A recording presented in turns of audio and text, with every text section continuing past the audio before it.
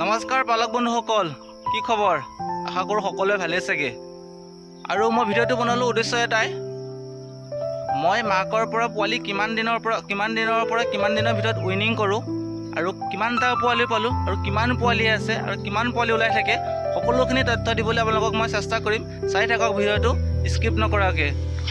এয়া দেখিছে, এই হ'ল আজি 7 দিন আৰু এইফালে দেখিছে এইখিনি পোৱালি মই যোৱাকালি উইনিং কৰিলোঁ আৰু যিখিনি পোৱালি আজি উইনিং কৰিম তাৰ কাষৰ কেবিনটোতে আছে। এইখিনি পোৱালি চাই থাকক, দেখাই আছোঁ। এইখিনি পোৱালি মই এতিয়া উইনিং কৰিম আৰু যিহেতুকে মাকৰ গাখীৰ খাই আছে সেইবাৰৰ কাৰণে খাই লওক, আমনি নকৰোঁ। তেতিয়ালৈকে আপোনালোকক বেলেগ পোৱালিসমূহ দেখাবলৈ চেষ্টা কৰিছোঁ, চাই থাকক। আৰু ভিডিঅ'টো মই অলপ স্পীড কৰি দিছোঁ, বেছি দীঘল হ'লে হয়তো আপোনালোকে আমনি পাব পাৰে।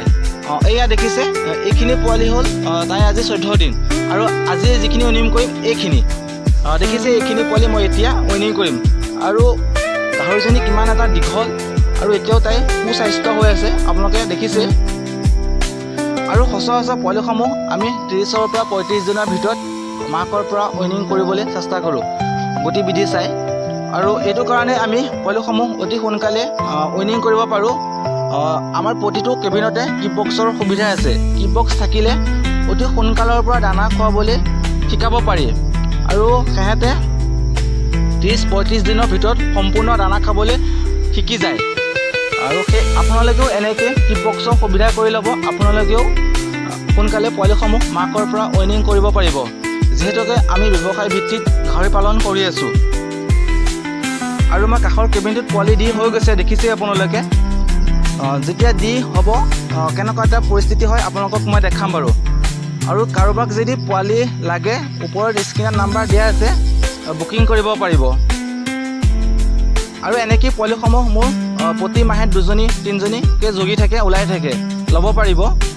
আৰু পোৱালিসমূহ কাষৰ কেবিনটোতে এইটো কাৰণে ৰাখিছোঁ, সৰুৰ পৰা সিহঁত ইপাৰৰ পোৱালিখিনি সিপাৰৰ পোৱালিখিনিক জুমা-জুমি কৰি থাকে। আৰু পৰৱৰ্তী সময়ত বেলেগ এটা মই কেবিনলৈ লৈ যাম বাৰু। মাকে জুমি চাইছে, যিহেতুকে পোৱালিসমূহে বেছি চিঞৰ বাখৰ কৰিছে। 2খিনি পোৱালি একলগ কৰিলে কেনেকুৱা এটা চিঞৰ বাখৰ কৰে আৰু কাজিয়া কৰে, আপোনালোকে গম পায়েই। চাই থাকক কি হৈছে, মই দেখাই আছোঁ কেনেকুৱা এটা পৰিস্থিতি হৈছে। এয়া দেখিছে, সিহঁতে বহুত কাজিয়া কৰিছে আৰু এনেকৈ কাজিয়া কৰেই 2-3 ঘণ্টাৰ পিছত সিহঁত নিজে নিজে মোকামিলা হৈ যাব। আৰু তাতে বেছি গৰমো, এনেকৈ কাজিয়া পেচাল কৰি থাকিলে পোৱালিসমূহে বহুত কষ্ট পাব। বাৰু ভিডিঅ'টো বেছি দীঘল নকৰোঁ। যদি ভিডিঅ'টো চাই ভাল লাগিছে এটা লাইক আৰু এটা লগতে কমেণ্ট কৰি দিব আৰু লগতে শ্বেয়াৰ কৰি দিব, যাতে মোৰ দৰে আন পালকসকলেও এনেকৈ কাম কৰি যাবলৈ মনত সাহস পায়। আৰু লগতে মোকো আপোনালোকে আশীৰ্বাদ কৰিব, যাতে মই এনেকৈ কামবোৰ কৰি যাব পাৰোঁ, জীৱনত আগুৱাই যাব পাৰোঁ, আশীৰ্বাদ কৰিব। আৰু বেছি দীঘল নকৰোঁ, ভিডিঅ'টো ইমানতে সামৰণি মাৰিলোঁ। ধন্যবাদ।